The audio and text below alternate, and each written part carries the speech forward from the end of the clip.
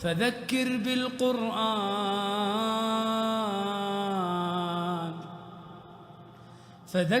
بالقرآن من يخاف وعيد. تو یہ رمضان کا مہینہ اپنی مرضیات سے ہٹنے کی تربیت کا مہینہ ہے کہ آدمی یہ طے کر لے کہ مولا یہ سب چیزیں آپ کی ہیں، آپ کی نسبت پر ہیں اور اسے میں آپ کی نسبت پہ استعمال کروں گا. اب اتنی تربیت کرائی کہ دن بھر روزہ رکھا، شام میں افطار کا وقت آیا تو فضیلت بتلا دی کہ کسی اور کا افطار کرا دو تو تمہیں دوہرے روزے کا ثواب ملے گا، تم 4 کو افطار کرا دو تو تمہیں 5 روزے کا ثواب ملے گا اور ان کے روزے کے اجر میں کوئی کمی نہیں ہوگی جو تمہارے ذریعے سے روزہ افطار کیے. صحابہ حیران ہو گئے اور کہا اللہ کے نبی ہم میں اتنی سکت کہاں، ہم تو کبھی پانی پی کر اور کھجور کا 1-2 دانے کھا کر اپنی سحر کرتے ہیں اور اپنا افطار کرتے ہیں، ہم کسی کو کیا افطار کرائیں گے. آپ نے فرمایا اگر کسی کو تم کھجور کا 1 دانہ دے دو اور اگر تم کسی کو پانی کا 1 گھونٹ پلا دو تو اس پر بھی اللہ پاک تمہیں روزہ کھلانے کا پورا اجر عطا فرمائیں گے. تو گویا جب کھولنے کا وقت آیا تو بجائے اس کے کہ ہم افطار پر گر پڑتے اور اس پہ ٹوٹ پڑتے، اس وقت دوسروں کو افطار کرانے کی تربیت دی گئی کہ اب تم دوسروں کا خیال کرو اور دوسروں کی خیر خبر لینے والے بنو اور ان کے لیے تم اپنے آپ کو کام میں لانے والے بنو. تو صحابہ کا مزاج یہ بنا تھا کہ رمضان کے نتیجے میں پورا سال اللہ کی نسبت پہ وقت گزارنا اور اللہ کی مرضی پر اپنی زندگی کو چلانا، یہ اپنی جان میں بھی اور اپنے مال میں بھی اور اپنے جذبے جتنے بنتے تھے اپنے ذاتی جذبوں کو قربان کرتے تھے اور اللہ رب العزت کی رضامندی کے جذبے کو غالب کرتے تھے اور اسی پر اپنی زندگی کو گزارتے تھے. حضرت علی رضی اللہ تعالیٰ عنہ کے پاس ایک بڑھیا آئی اور اس نے آ کے کہا کہ علی میرے بچے بیمار ہیں، میں کٹوری لے کر آئی ہوں، اس میں تھوڑا سا شہد دے دو، اللہ نے تمہیں نوازا ہے تاکہ میں اپنے بچوں کو چٹا لوں اور ان کو اللہ شفا دے دے. تو آپ نے بڑھیا کی طرف دیکھا، اپنی دیوار کی طرف دیکھا جس پہ کئی من وزنی شہد کا چھاگل لٹک رہا تھا. آپ نے اپنے خادموں کو بلایا اور کہا دیکھو یہ بڑھیا کے بس میں نہیں کہ اس کو اٹھا سکے اور لے جا سکے، تم اپنے سروں پر اس کو اٹھا لو اور لے جا کے بڑھیا کے جھونپڑے میں پہنچا دو. اب وہ خوشی میں ابل پڑی، میں تو کٹوری لے کر آئی تھی، یہ چھاگل کا چھاگل اور اتنا شہد کا ذخیرہ میرے حوالے کر گئے. وہ دعا دیتے ہوئے چلے گئی اور خادم سر پہ اٹھا کے لے کے نکل گئے. محفل میں بیٹھنے والوں میں کسی نے کہا اے علی اگر آپ اپنے ہاتھ سے 1 چمچہ شہد دے دیتے تو اس کی عید ہو جاتی کہ میری ضرورت پوری ہوئی اور آپ نے دے دیا، لیکن آپ نے اسے کٹوری لے کے آنے والی کو چھاگل دے دیا اور اتنا من شہد اس کے گھر پہنچا دیا. آپ نے فرمایا آقا نے ہماری یہی تربیت کی کہ لینے والا اپنی حیثیت سے مانگے گا اور دینے والا اپنی حیثیت سے دینے والا بنے.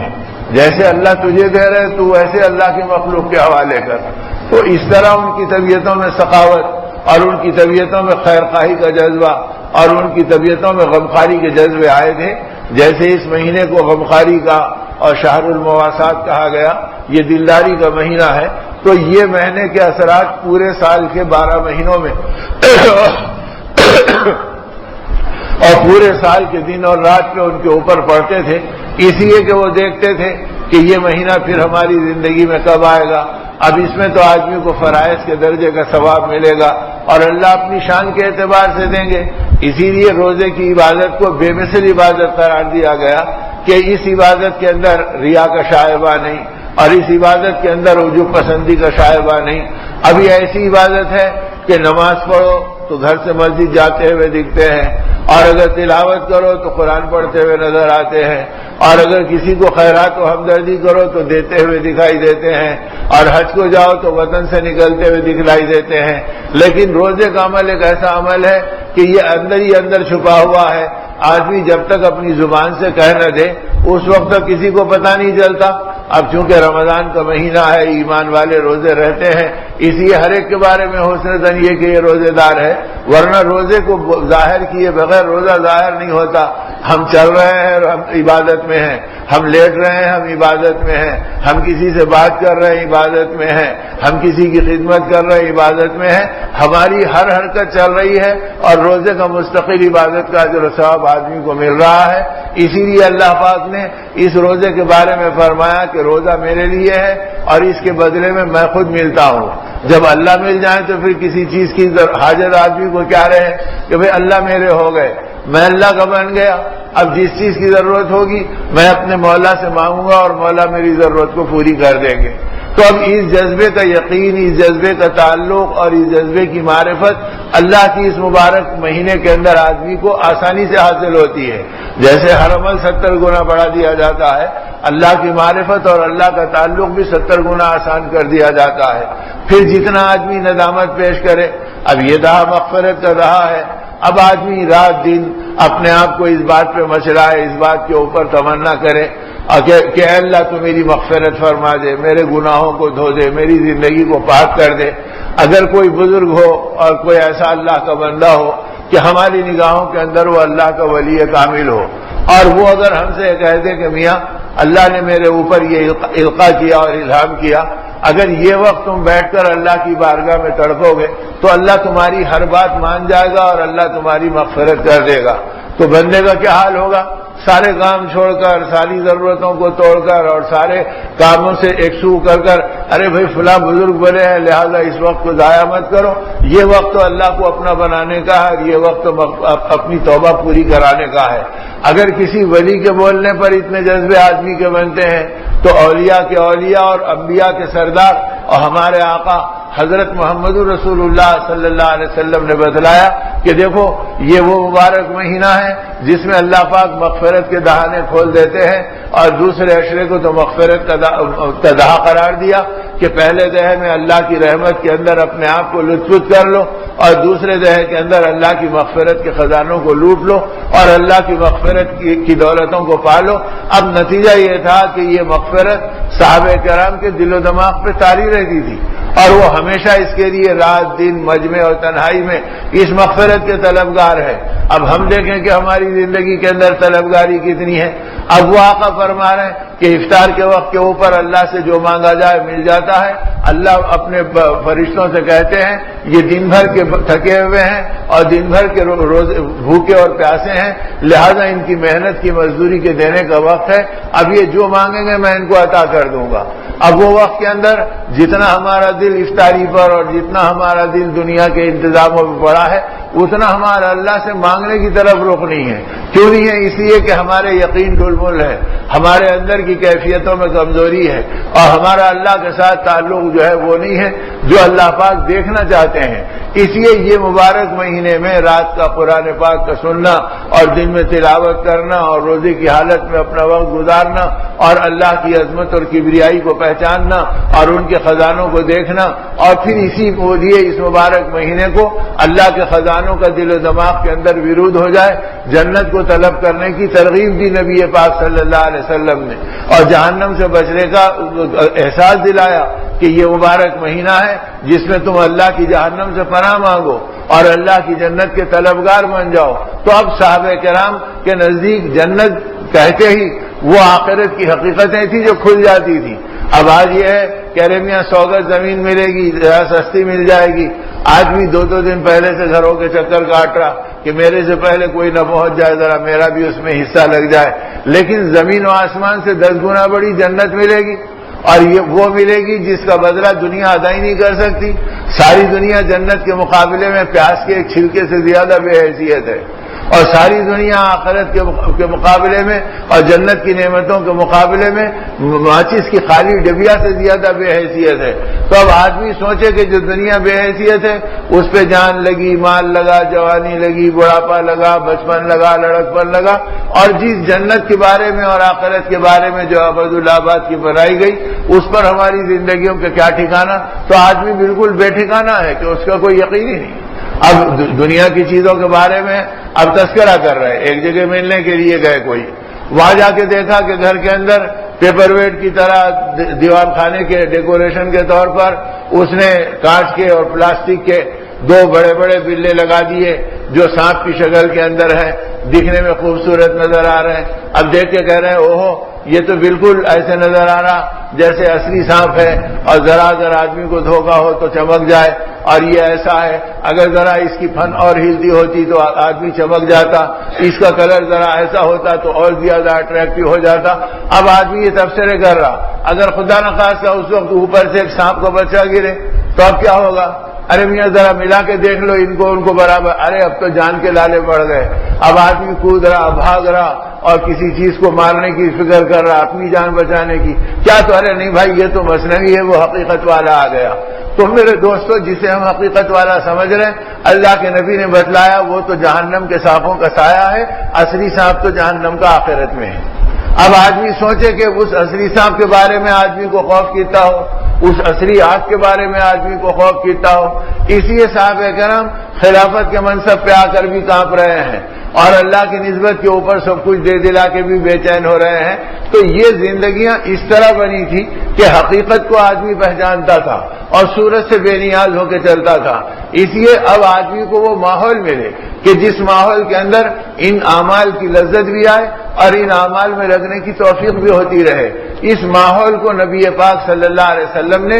11 مہینوں کے اندر مسجد نبی میں بنایا تھا. کبھی ایمان کی مجلسیں ہو رہی تھی، کبھی تعلیم کے حلقے لگ رہے تھے، کبھی قرآن پاک کی تصحیح ہو رہی تھی، کبھی حلال و حرام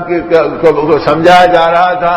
اس طرح کبھی تعلیم کے حلقے ہیں، کبھی ایمان کی مجلسیں ہیں، کبھی آنے والوں کی غمخواری اور دلداری کا سامان ہے، اور کبھی مخلوق خدا کی خدمت اور حاجات میں لگنا ہے. اب یہ ساری چیزیں کر کے پھر تنہائیوں میں اللہ کی بارگاہ میں گر گڑانا ہے، اور پھر ذکر بھی ہے، تلاوت بھی ہے، قیام بھی ہے، اللہ کے سامنے اپنے آپ کو کھڑے رکھنا بھی ہے. پھر کیسے کھڑے رکھتے تھے ان سارے مجاہدوں کے ساتھ، فقر و فاقے کے ساتھ اور دین کی محنتوں کے ساتھ، کہ ایک صحابی فرماتے میں نے آقا کو دیکھا کہ دن بھر منصب نبوت میں تھکے ہوئے ہیں اور اپنے آپ کو گویا نچوڑے ہوئے ہیں، اور رات کا وقت ہوا اور عشاء کے بعد لوگ ادھر ادھر ہو گئے، آپ مسجد نبی میں آئے اور رکعت باندھے. میں سوچا چلو 2 رکعت نفل میں بھی آپ کے پیچھے پڑھ لوں. کیا آپ نے رکعت باندھی؟ میں پیچھے کھڑا ہو گیا. اب اللہ کے رسول صلی اللہ علیہ وسلم نے نماز پڑھنی شروع کی. اب ایسے نماز پڑھنی شروع کی کہ سورہ فاتحہ پڑھا اور پھر الف لام میم شروع کیا. میں سمجھا ایک رکوع کے اوپر سجدہ کریں گے،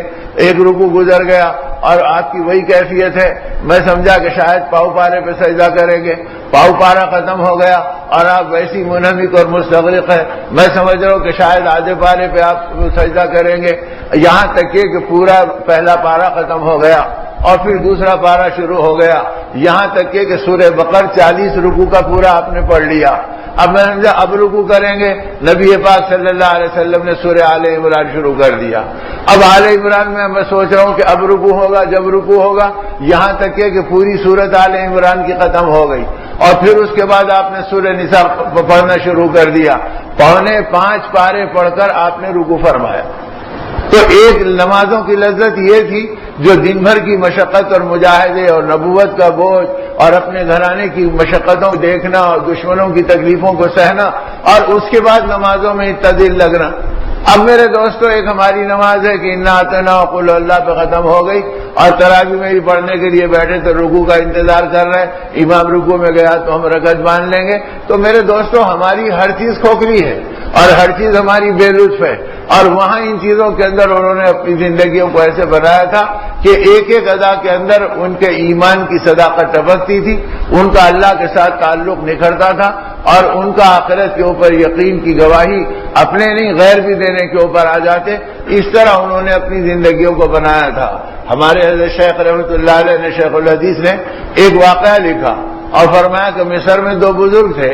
اور دونوں کا حال یہ تھا کہ ایک طرف دین کی خدمت کر رہے ہیں، ایمانی فکروں میں لگے ہوئے ہیں، اور دوسری طرف یہ حال ہے کہ ہر آدمی کی حاجت پوری کرتے، ہر پریشان کے دکھ درد میں شریک ہوتے. ان کی امانتوں کو دیکھ کر لوگ ان کے پاس مال لا کے رکھاتے تو یہ کہہ کے رکھتے کہ بھائی دیکھو ہم امانت نہیں رکھتے، ہم قرض لیتے ہیں، جب تم کو ضرورت ہو آنا ہم دے دیں گے. اس لیے کہ ہماری نگاہوں میں اللہ کے بندوں کی پریشانی اتنی رہتی ہے کہ ہم مال روک نہیں سکتا، ہم ان پہ خرچ کر دیتے ہیں. اللہ کہیں اور سے دے دیتا، کوئی اور لا کے رکھا دیتا، تمہاری ضرورت آئی ہم اس میں سے تم کو دے دیتے ہیں۔ تو اس طرح ایک طرف لوگ لا کے رکھاتے تھے، ایک طرف لوگ آ کر اپنی رقم پوچھ کر لے جاتے تھے، اور ان کا معمول دینے لینے کا تھا کہ مخلوق خدا کی ضرورتوں میں کام آؤ۔ اب اللہ کی کرنی یہ ہوئی کہ ان میں سے ایک کا انتقال ہو گیا۔ اب ایک تو ویسی اپنی اسی فکر میں دیوانہ وار اپنا وقت گزارتے۔ اب ایک سائل آیا اور آ کے کہا کہ دیکھو جی میں بڑی پریشانی میں الجھا ہوں، اللہ کے لیے میری مدد کر دو۔ فرمایا اللہ کے بندے ایسے وقت میں آیا جبکہ ہمارے پاس کچھ ہے نہیں، اور نہیں رہتا تو ہم تیری ذمہ داری کو اپنا قرضہ مان لیتے ہیں کہ تو انتظار کر، اللہ دے گا تو ہم تیری ضرورت کو پوری کر دیں گے۔ اسے کہا فلاں جگہ بیٹھ جا، اگر اللہ پاک کچھ دے دے تو ہم تم کو پہنچا دیں گے۔ اب وہاں سے چلے اور اپنے کھوئے کھوئے جا رہے تھے، راستے میں قبرستان ملا، اس میں ان کے دوست کی قبر تھی۔ انہوں نے ان کی طرف دیکھا بھی اور تھکے ہارے تھے، وہیں اپنے آپ کو تھوڑی دیر سستانے کے لیے لٹا دیا بھی، اور درخت کے سائے میں لیٹ گئے اور لیٹے لیٹے گنگنا رہے کہ ارے میاں تم تو بڑے مزے میں ہو اور اللہ پاک کی رحمتوں کے بیچ میں ہو، تمہیں کیا پتا کہ ہمارے دل پہ کیا گزر رہی ہے، اور یہاں پر مخلوق خدا کتنی پریشان ہے۔ یہ کہتے کہتے گنگناتے ہوئے آنکھ لگ گئی تو خواب میں وہ بزرگ کو دیکھا اپنے دوست کو، اور وہ کہہ رہے ہیں ارے ایک اللہ کا بندہ تمہارے پاس آیا اور تم پریشان ہو گئے، اس میں گھبرانے کی کیا بات ہے، جاؤ ہمارے گھر پر، اور ہمارے چولہے کے بازو میں ایک حصہ ہے، اس کے اندر ایک دفینہ گڑا ہوا ہے، ہماری اولاد سے کہہ دو وہ نکال کے دے دے گی اور تم اسے اللہ کے بندوں میں تقسیم کر دو۔ آنکھ کھلی تو سوچنے لگے یا اللہ خواب سے رہبری بھی ملتی ہے، باقی خواب کوئی شرعی حیثیت بھی نہیں رکھتا، اب کیا کروں۔ اب چپ چاپ اٹھ کے چلے اور گھر پہ گئے، جا کے آواز دی تو بچے نکلے اور کہا چچا جان کدھر آ گئے؟ فرمایا بھتیجو اصل میں بات یہ ہے کہ ہم اپنے مسائل میں الجھے ہوئے تھے، راستے میں تھکے ہوئے لیٹ گئے اور تمہارے باپ کو ہم گنگنانے لگے، اللہ نے ان کو ہمارے خواب میں دکھلا دیا، اور وہ کہہ رہے ہیں کہ ہم تمہارے چولہے کے کنارے پر ایک جگہ ہے جس کو اگر تم کھودو گے تو وہاں سے ایک دفینہ نکلے گا، اسے تم فی سبیل اللہ تقسیم کر دینا۔ بیٹے جو سنے تو کہا حضرت بیٹھیے، اور جا کے وہاں پر کھودنا شروع کیا، کھودتے کھودتے اللہ نے واقعی خزانہ نکال دیا۔ اب جب خزانہ نکلا تو وہ لائے اور لا کر یہ بزرگ کے حوالے کیا اور فرمایا حضرت لیجیے آپ کی امانت ہے۔ انہوں نے کہا بیٹا یہ امانت نہیں ہے، یہ تمہاری ملکیت ہے، اللہ نے تمہارے اپنے گھر میں نکالا اور تمہارے باپ کی رکھی ہوئی کمائی ہے، اور خواب جو ہے کوئی حجت نہیں ہے، اب یہ ہے کہ تمہارا جی چاہے تو اس میں سے کچھ دے دو، ورنہ تو یہ تو تمہاری میراث ہے، تم آپس میں تقسیم کر لو۔ تو یہ کہتے ہی تمام بچوں نے کہا کہ حضرت ہمارے، وہ رونے لگے، آنکھ سے آنسو گر پڑے اور کہا حضرت کیسی عجیب بات آپ کہتے ہیں، ہمارے باپ مر کے سخاوت کریں اور ہم جی کے بخالت کریں، یہ ہماری غیرت گوارا نہیں کرتی۔ جب انہوں نے بتلا دیا اور اللہ نے آپ کو کے حصے میں پہنچا دیا تو بس ہم سب کی طرف سے بھی یہی ہے کہ آپ کو اجازت ہے آپ جہاں چاہے اسے خرچ کر لیں۔ جب انہوں نے دے دیا تو یہ اس خزانے کو اٹھائے